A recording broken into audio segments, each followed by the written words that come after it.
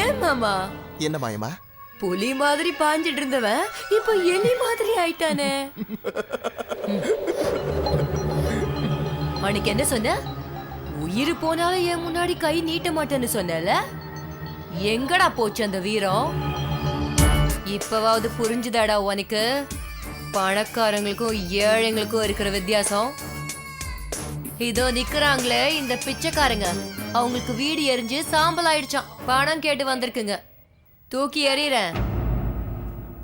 ஆனா நான் போடுற கண்டிஷனுக்கெல்லாம் நீ ஒத்துக்கணும். ஒத்துக்குவியா? மாமா, இதுல என்ன எழுதிருக்குன்னு உனக்கு தெரியுமா? இத்தனை பேருக்கும் கொடுக்கிற பணத்துக்கான பொறுப்பை நீதான் ஏத்துக்கணும். கரெக்டா 30 நாள் முடிஞ்ச உடனே வட்டி பணத்தை கொண்டு வந்து அம்மா காலடியில போட்டுடணும். ஒருவேளை உன்னால கொடுக்க முடியலன்னு வச்சுக்கோ, நீ எங்க மாயம்மாவுக்கு அடிமையா இந்த வீட்டுல இருந்தே வேலை செய்யணும். ஆபீஸ் மாதிரி வேலை முடிஞ்சதும் போயிடலாம்னு நினைக்காத. 24 மணி நேரமும் இங்கே தான் இருக்கணும். எங்க அம்மாவுக்கு கை காலெல்லாம் அமைக்கி விடணும்.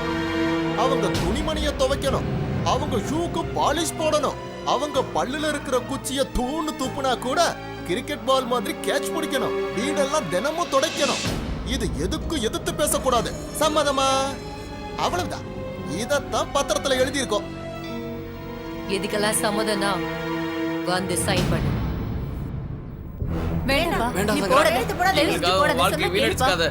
வேணும்னு இப்படி எல்லாம் செய்யறா சங்கர். இவகிட்ட கடை வாங்குறத விட கஞ்சியை குடிச்சு ரோட்ல இருக்கலாம் சங்கர்.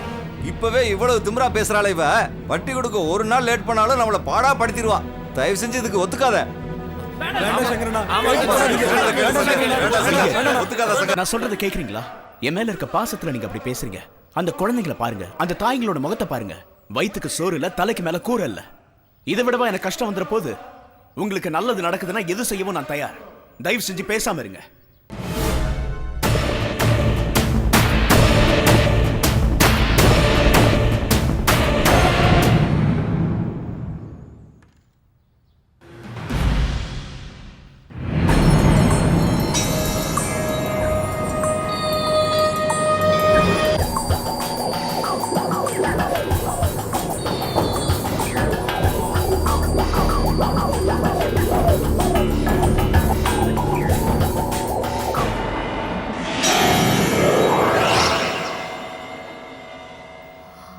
மாமா, இந்தா, இதுல 30 லட்சம் ரூபாய் இருக்கு.